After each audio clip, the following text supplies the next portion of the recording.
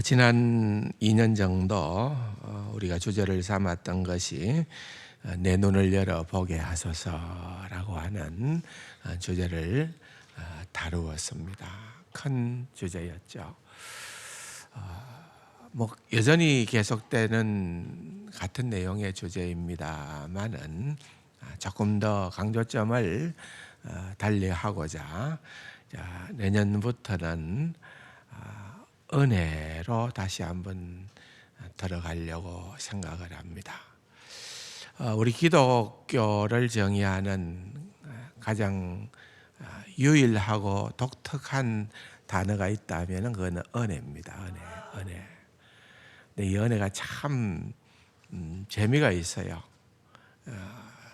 이 은혜를 우리가 제대로 알고 깨닫는다는 것은 참 우리에게 많은 신앙의 그런 기쁨을 가져다 주는 그런 단어예요. 성경을 열어보면은 어디 하나 하나님의 은혜가 배어 있지 않는 것이 없겠지만은 그러나 이 은혜를 좀 더 우리가 주목을 할 필요가 있고, 또 믿음은 결국은 자라나야 되는 거죠. 참된 믿음은 자라날 수밖에 없고 또 자라나야 하는데, 그 믿음은 자란다는 말은 성숙해진다는 거죠. 주님을 닮아가고 성숙해진다는 그런 의미인데, 그래서 은혜로 우리가 믿음을 더욱더 성숙시켜가는 그것을 좀 더 목표로 해보면 좋겠다는 그런 생각을 가지고 우선 내년에 계속된 주제의 말씀들을 다뤄볼까 생각을 하고 있습니다. 그 역시도 하나님께서 은혜를 주셔야만 할 수 있는 일들이라 그렇게 생각을 합니다. 그래서 오늘 생각하려는 본문은 누가복음 19장입니다. 오늘 1절에서 10절 여러분 읽어보면 굉장히 내용이 함축적인 내용입니다. 굉장히 축약됐다는 거죠. 압축하고 요약하고 그렇게 되어져 있는 내용인데, 이 사건의 중심인물은 우리가 잘 아는 누굽니까? 삭개오가 등장을 하죠. 삭개오. 그런데 1절에 보면은 예수께서 여리고로 들어가 지나가시더라고 그렇게 묘사되어 있는데, 이는 우리말로 번역할 수 있는 그런 적합한 단어가 없기 때문에 옛날 구성경에는 보면은 예수께서 여리고로 들어 지나가시더라 이렇게 해놓고 있고, 지금 우리가 가진 성경에는 들어가 지나가시더라. 큰 구별점은 없습니다. 그러나 거기에 들어있는 원래적인 의미는 뭔가 하면은 그걸 뺄 수가 없다는 거예요. 필연코 예수님은 지금 반드시 꼭 여리고를 지나가야만 했다 그 말입니다. 그것을 담고 있는 내용입니다. 공관복음서에 보면은 예수님께서 공생애의 사역을 하시는 동안에 예루살렘을 방문하는 것을 한 번씩 기록을 하고 있습니다. 요한복음에는 한 5번 정도 기록이 나옵니다만은 한 번 나와요. 근데 그 한 번의 의미가 무엇인가 하면은 예수님이 십자가를 지기 위하여 예루살렘으로 들어가시는 거예요.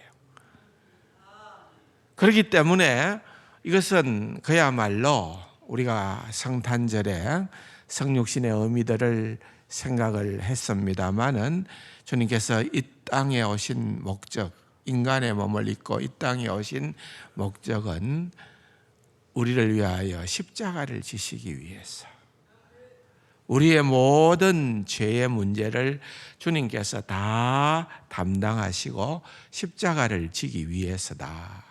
그렇게 말씀을 드렸는데 그 십자가를 치시기 위하여서 예루살렘으로 들어가는 거예요. 예루살렘. 얼마나 이것은 힘든 일인가요?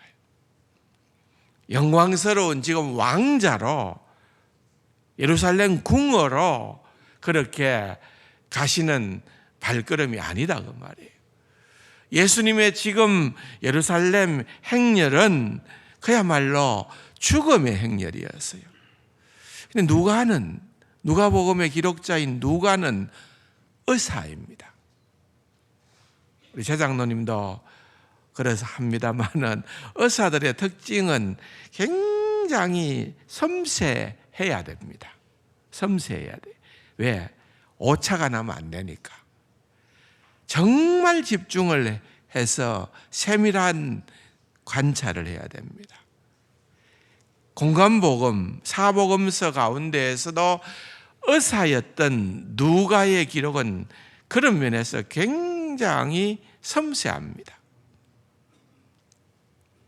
누가복음 9장 51절에 보면은 예수님께서 성천하실 날이 착하매, 그 말은 무슨 말인가 하면 이제는 예수님이 공생의 사역을 마무리하시고 예루살렘으로 가시고 십자가를 지시고 죽으시고 부활하시고 성천하실 그때가 왔다는 것을 아신 거예요. 그래서 예수님께서는 예루살렘으로 가시기로 굳게 결심하시고, 여러분 누가의 눈에 보여졌던 예수님은 그런 모습이었다는 거예요. 굳게 결심하시고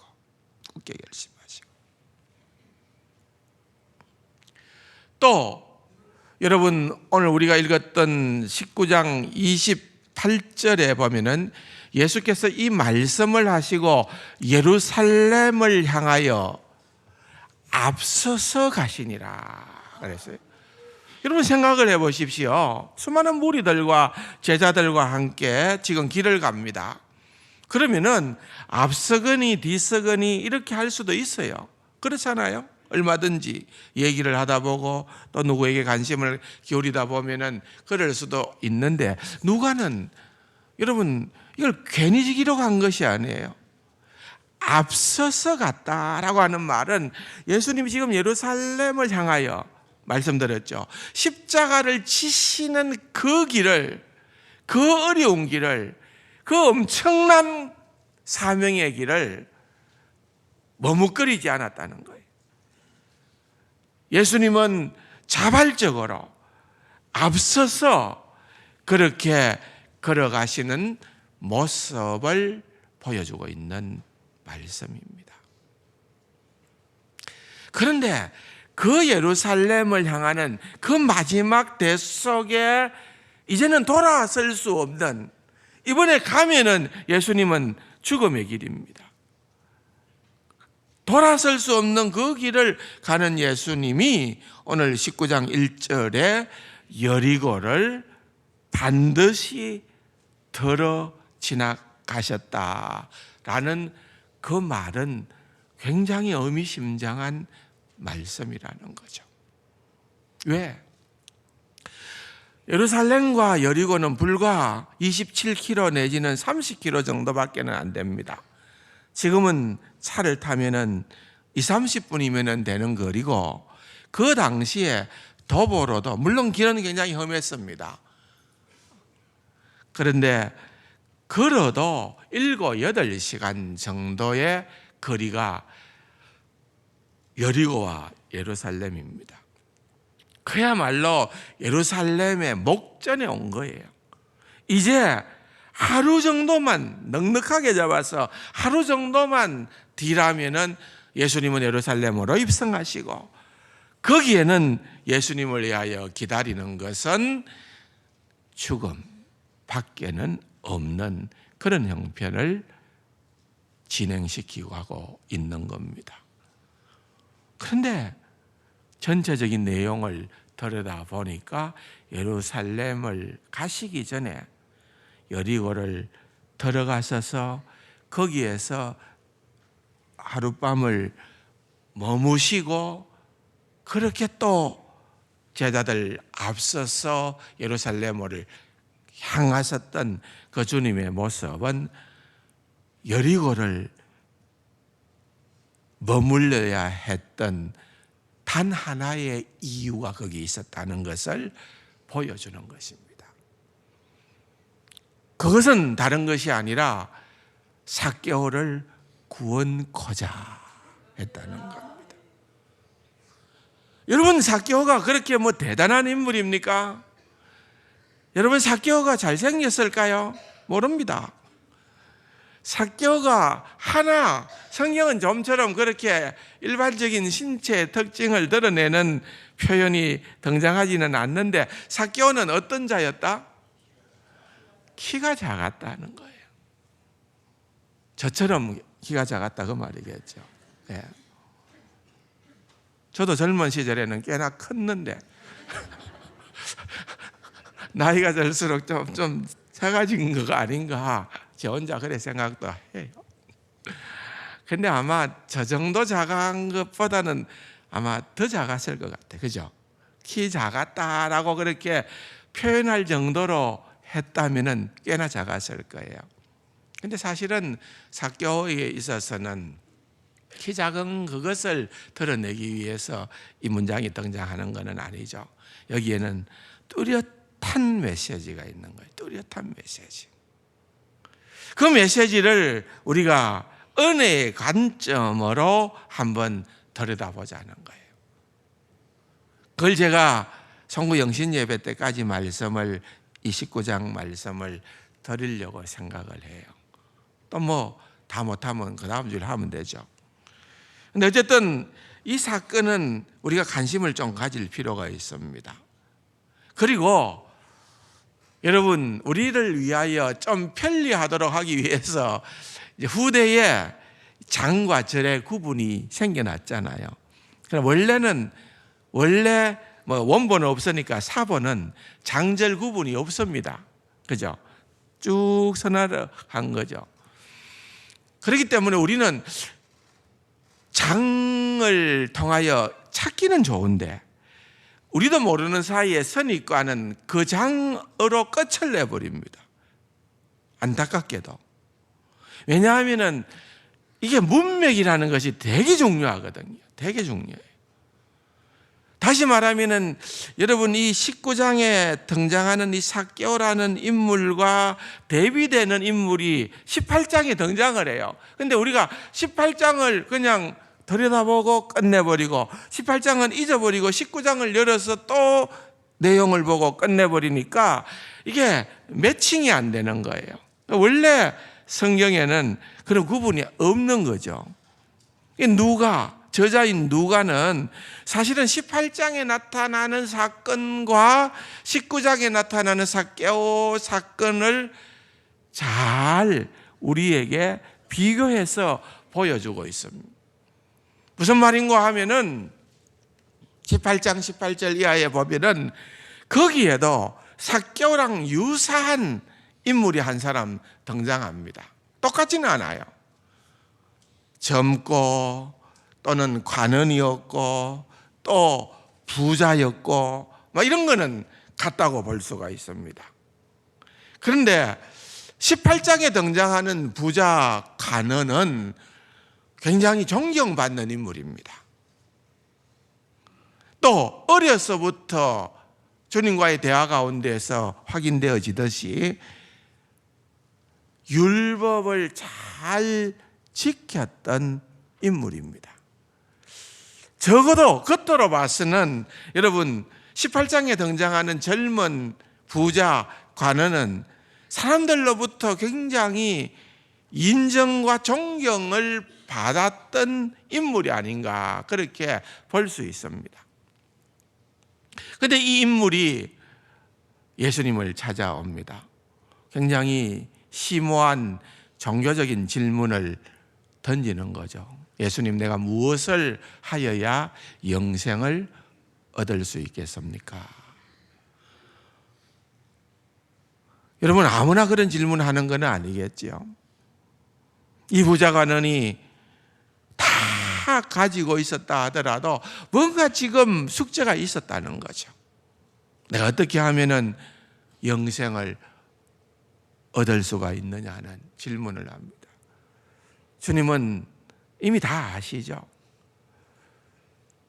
주님이 말씀하시는 것은 네가 십계명대로 살면 된다라는 그러한 말씀을 줬어요. 그러니까 그 말이 끝나기가 무섭게, 아니 중간에 잘랐을 수도 있었는지 몰라요. 이 청년은 내가 어려서부터 다 율법을 지켰습니다. 굉장히 당당하죠. 또 그렇게 얘기한다는 게 쉽지 않죠. 참 대단한 인물이죠. 근데 주님은 그래? 굉장하네. 그럼 됐다.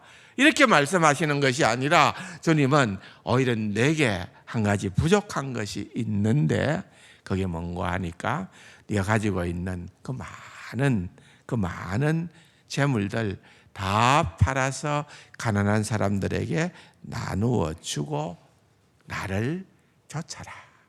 나를 따르라. 여러분, 어떻게 생각을 하세요? 이 관원의 반응은 재물이 많은 거로 근심하여 어떻게? 돌아갔더라. 어쩌면은 여러분, 이 부자 관원이 예수님의 제자의 반열에 설 수도 있었던 기회였습니다. 그런데 그는 그렇게 되지를 못했던 거죠. 무엇 때문에요? 무엇 때문에 근심했다고요? 물질이 많아서. 여러분, 너무 돈 없다고 기죽을 이유 없습니다. 그죠? 그죠? 이 물질이 많아도 걱정이야. 많아도 걱정이야. 이 많은 것 때문에 그걸 못 내려놓으니까. 어떤 분들은 또 이 말을 잘못 오해해가지고 다 하나님 앞에 바치지 않으면 구원 못 얻는다. 그런 의미는 아니겠죠. 이 문맥을 보면은 그건 아니에요. 어디에 비중을 두느냐는 거죠. 어디에 비중을 두느냐. 안타깝게도 이 부자 가난은 그냥 떠나가게 되어졌던 것입니다. 이 사람이 떠난 다음에 주님께서 유명한 말씀을 하셨죠. 재물이 있는 자는 하나님의 나라에 들어가기가 얼마나 어려운지. 낙타가 어디에 들어가는 것보다도 바늘기. 여러분, 바늘기가 뭐예요? 대못 바늘 캐도 그 기는 얼마나 클 것 같습니까? 그 대못 바늘기에다가 낙타가 들어갈 수 있어요, 없어요? 없죠. 그런데 뭐라고 얘기를 합니까? 낙타가 바늘기에 들어가는 것이 부자가 하나님 나라에 들어가는 것보다 쉬우니라. 이 말은 한마디로 얘기하면 무슨 말입니까? 답이 안 나옵니까? 그래도 나는 부자가 좋다. 부자로 사는 거는 그건 얼마나 좋은 일일 수 있어요. 우리가 잘만 산다면은. 그런데 여러분, 부자가 하나님 나라 들어가는 것이 낙타가 바늘기로 들어가는 보다 어렵다. 어떤 분은 그 당시에 예루살렘 정문 가운데 낙타들이 겨우 드나들 수 있는 그런 문이 하나 있어서 그것이 별명이 바늘귀였다. 이렇게 얘기하는 분이 있습니다만 그거는 절대 아닙니다. 절대 아니에요. 이 말씀은 있는 그대로 보면 돼요. 절대 아니에요. 그냥 그대로 받아들여요. 그러니까 그 다음에 제자들의 반응이 어떻게 나옵니까? 깜짝 놀라서 하는 이야기가, 그러면은 누가 구원을 얻을 수 있습니까? 구원받을 수 없다고 말입니다. 주님께서 유명한 말씀을 하셨죠. 사람으로는 할 수 없으되 하나님이 하신다는 거예요.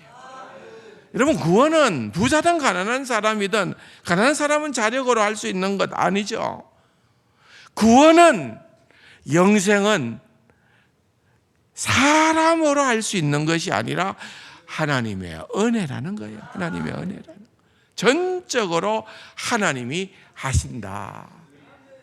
그것을 여러분 말씀하고 있습니다. 이런 앞에 배경을 가지고 여러분 굉장히 이것이 아직도 여전히 제자들의 내리속에 차 있을 때에 여러분 19장에 삭개오의 사건이 등장을 하는 거예요.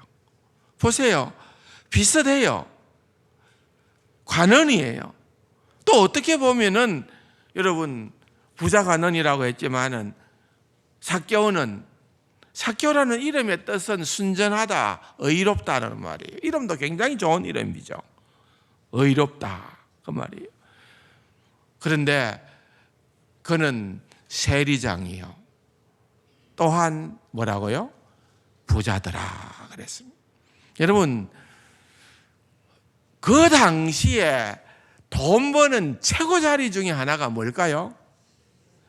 그렇죠. 여러분 잘 알죠.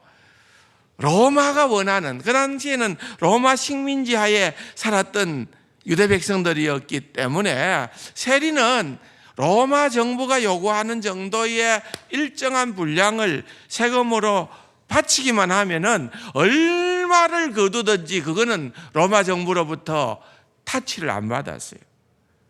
그러니까 여러분, 이 여리고라고 하는 동네는 굉장히 부유한 동네입니다. 올리브유가 아주 풍성했던 곳입니다. 사람들의 왕래가 굉장히 빈번했던, 그 당시에는 사람들이 다닐 때마다 통행세를 냈대요. 통행세. 사람들이 많으니까 그런 돈도 많이 거치는 그런 곳에서 그가 세리장이었다니까요. 그런데 좋은 직책도 있었지요. 또한 부자라. 원문의 부자라는 그 의미는 억수로 부자라 그 말입니다. 그냥 부자가 아니라 진짜 부자라 그 말. 진짜 부자. 최고 부자라 그 말입니다. 창원으로 말하면은 창원의 최고 부자가 제 누군지 모르겠습니다만은 어쨌든 분명한 것은 저는 아닙니다. 하여튼 최고 부자, 창원에서 그런 부자였다. 이게 굉장히 또 의미심장한 것은 나중에 뒤에 삭개오의 고백을 통하여서 그게 쉬운 게 아니라는 것을 깨닫게 되는 것이지요. 그런데 여러분, 예수님께서 삭개오의 집에 유하겠다, 머물겠다 하실 때에 무사람들, 그 사실을 들었던 주변의 유대인들의 반응은 어땠습니까? 환영했습니까? 무사람들이 뭐 했다고요? 수근거렸다. 여러분 제일 잘하는 것 중에 하나가 수근거리는 거입니다. 수근거리는 거는 험담하는 거지 절대 칭찬하는 거를 수근거린다고 얘기 안 하죠. 수근거리고 하는 말이 예수가 어느 집에, 누구 집에? 죄인의 집에 유하려 한다. 그러니까 여러분, 이 삭개오가 지금 대우받는 그것은 뭡니까? 세리 이꼬루 뭐예요? 죄인이다 그 말이에요. 죄인. 그렇게 말하는 사람들은 우리는 죄인 아니야 이 말이에요. 우리는 죄인 아니야. 우리는 의로운 자들이야. 우리는 선한 자들이야. 그런데 정말 우리 돈을 다 핥아먹는 저런 세리장과 같은 친구들은 바로 죄인이야. 죄인이라는 거예요. 그러니까 모욕하고 경멸하고 뒷담화하고 수근거리고 그냥 여러 속에서는 꿀밤이라도 한 대 쥐어박기 싶기도 하고 침도 뱉고 싶은 그런 존재가 바로 삭개오라 이 말이에요. 그런데 결론적으로 가서 보면은 그런 구원을 받았다 이거예요. 야, 그렇게 선량한, 그렇게 율법을 어려서부터 지킨 그 부자 가난은 영생을 선물로 받지 못했는데 근심하며 돌아가니라. 물론 뭐 나중에 어떻게 역사가 일어났는지 그것까지는 모르겠어요. 그 기록 당시를 통하여 볼 때에 그는 구원과 상관없는 자가 됐다는 거죠. 그러나 여기에 정말 만인의 지탄을 받는, 모든 사람이 죄인이라고 얘기하는 그 삭개오는 예수님께서 그의 이름을 불러주시고 그의 집에 거하시고 오늘 구원이 이 집에 이르렀으니 이 사람도 아브라함의 자손임이니라. 여러분, 이건 제가 다음 주일날 더 깊이 있게 설명을 드릴게요. 이건 굉장한 선언입니다.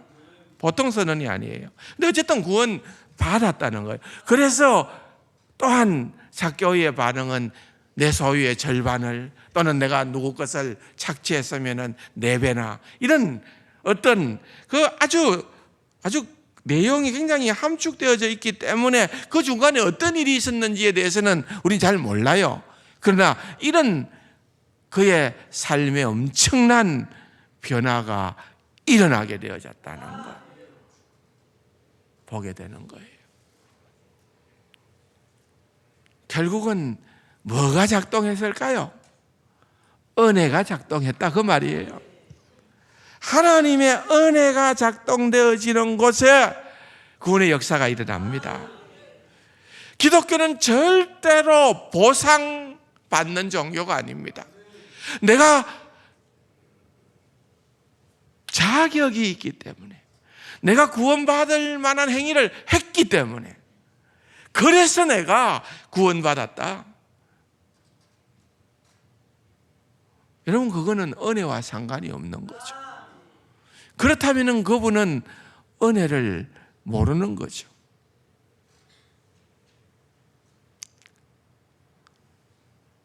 성경의 기록이 너무나도 함축적이기 때문에 우리가 미루어 짐작밖에는 못하지만은, 여러분, 삭개오는 예수님을 만나서 그 은혜를 알게 되어진, 그 행동이 부자 가난과 비교해 볼 때에 정말로 형편없는 그러한 사람이다 하더라도 예수님이 들어오시는, 여리고로 지나가신다는 그 소문을 듣고서는 그의 마음속에 예수님을 만나보고자 하는, 오늘 본문에 보면은 예수께서 어떠한 사람인가 보고자 했다는 거예요. 키가 작고 사람도 많아가지고 장애물들이 있었지만은 그는 어디로 갑니까? 여기에 보니까 돌 무화과 나무, 옛날 성경에는 뭐라고 나옵니까? 뽕나무, 우리 노래도 많이 불렀잖아요. 뽕나무에 올라간 삭개오라고. 근데 모르겠어요. 뭐가 돌 무화과 나무든 뽕나무든 그게 같은 과인지 뭔지 모르겠어요, 저는. 그러나 뭔 나무든 소나무든 그게 무슨 문제가 됩니까? 그게 중요한 건 아니에요. 올라갔다는 거예요. 근데 여러분, 제 기억에 우리 교회 마당에 큰 나무가 있었어요. 무슨 나무인지도 몰라요. 하여튼 나무가 큰 게 있었어요. 근데 저는요, 거기에 늘 올라가서 놀았던 것 같아요. 늘 제가 나무를 잘 탔던 것 같아요. 지금 생각해 보니까. 그래서 늘 그 위에서 여름이면은 나무 위에서 살았던 것 같아요. 근데 제가 지금은 안 올라갑니다. 어릴 때는 올라갔어요. 어릴 때는 올라갔어요. 근데 삭개오가 어린애도 아닌데 올라갑니다. 왜요? 예수님이 어떠한 분인가 보고자 했다. 야, 예수님은 뉴스를 몰고 다니는 분이세요. 들리는 소문에 의하면은 그분은 세리와 죄인의 친구가 되신다. 그랬다는 거예요. 세상에 그런 사람을 만나보지를 못했어요. 평생 자기는 어떠한 모욕을 받더라도 나는 돈이면 된다. 나는 이거 참고 돈 벌겠다. 그래서 악착같이 살아왔던 자신의 생애였습니다. 주위에는 아무도 그를 인정해주는 사람, 친구로 여기는 사람 없었어요. 모두가 다 업신여겼어요. 그런데 그렇지 않은 누군가가 있다. 보고자 했다는 거예요. 예수가 누군가 보고자 함이 하나님의 은혜인 줄 믿으시기 바랍니다.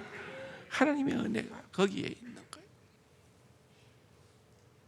어떠한 장애물이 있더라도 나는 봐야 되겠다. 봐야 되겠다.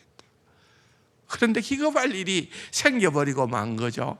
나는 그냥 예수님 한번 보고 싶다. 그분이 어떤 분인가 내가 멀리서 한번 보고 싶다 했는데 그분이 제자들과 함께 무리들과 함께 오시는데 누구에게로 와요? 그 나무 앞으로, 삭개오 앞으로 오는 거예요. 여러분, 삭개오가 어째서일 것 같아요? 막 가슴이 그냥 쿵쿵쿵쿵하고 이게 무슨 일인가 하는데 어이 친구야 이것도 아니고 바로 뭐라고 얘기합니까? 초면인데 삭개오야 자기 이름을 불러주시는 거예요. 자기야 놀라 자빠질 지경이 나를 아시는 분, 나를 아시는 분. 여러분 오늘 5절에 보면은 예수께서 그곳에 이르사 쳐다보시고 이르시되 삭개오야 속히 내려오라 내가 오늘 내 집에 유하여 하겠다 하시니 했는데 여러분 아마 우리말 성경에는 이렇게 번역되어 있지만은 예수님이 이렇게 말씀하시지는 않았을 것 같아요. 예수님이 처음 보는 사람한테 반말 안 했을 것 같아요. 삭개오 씨 내가 오늘 당신 집에 가서 유하여야 되겠다. 이건 어떤 의미가 거기에 들어있는가 하면은 내가 당신 집에 가도 될까요? 당신 허락하십니까? 좋아합니까? 이걸 의향을 묻는 게 아니에요. 내가 여리고성에 들어왔던 이유는 내가 당신 집에 가기 위해서 얘기돼요. 내가 반드시 삭개오 당신 집에 오늘 유하여야 되겠다. 그래서 영어 성경 대부분의 영어 성경을 보면은 거기에 must라고 하는 단어를 넣어두었어요.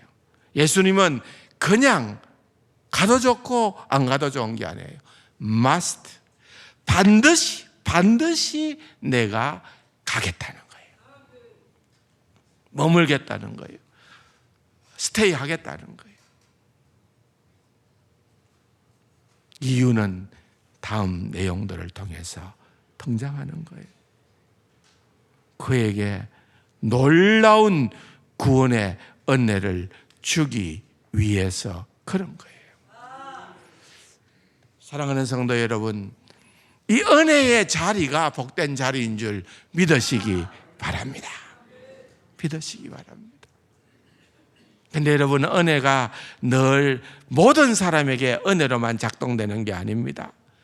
말씀을 드렸던 것처럼 7절에 보면은 그와 같은 상황들을 보면서 물론 급히 내려와 즐거워하며 영접했다. 이 굉장한 기쁨입니다. 여러분, 예수님이 이 땅에 오셨을 때 목자들이 가졌던 기쁨처럼 예수님께서 마태복음의 저자인 세리 마태를 제자로 부르실 때에 마태가 모든 직장을 다 버려두고 예수님을 쫓을 때에 너무너무 좋았어. 그날 이후에 큰 파티를 배설하고 기뻐했던 것처럼 그런 기쁨이 여기에 동반이 되는 거죠. 그런데 그 기쁨은 모두의 기쁨이 아니라 삭개오만의 기쁨이었어요. 7절에 보니까 드디어 표현이 등장합니다. 무사람들이 수군거린다는 이 표현은요, 신약 성경에 딱 2번 나와요. 2번 나오는 단어예요.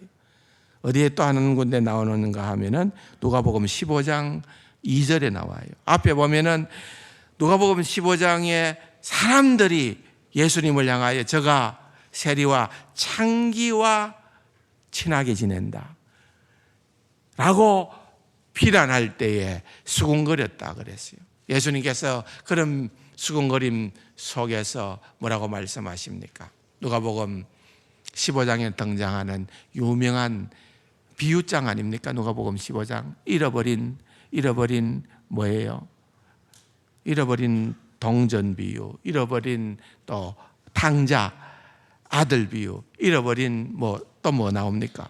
양 비유, 이런 비유들이 등장을 하는 거예요. 그리고 난 다음에 19장에 여기에 또 수군거림이 나오는 거예요. 수군거림. 이때는 더 이상 예수님은 비유로 말씀하시는 것이 아니라 그 사람을 직접 구원해 버리십니다. 사랑하는 성도 여러분, 오늘 여기까지만 할게요. 어쨌든 이 삭개오의 사건을 통하여서 우리는 우리의 모습을 볼 줄 알아야 돼요. 그리고 우리에게 절대적인 것은 수군거림이 아니라 은혜를 깨닫는 것이라는 거예요. 우리가 다시 한 번 더 기억을 하면서 우리의 인생에 주님의 은혜가 아니면 우리는 불가합니다. 그러면서 뼈저리게 신앙 고백하며 그렇게 은혜 가운데에 살아갈 수 있는 사랑하는 우리 세상 가족들 다 될 수 있기를 주님의 이름으로 축원합니다.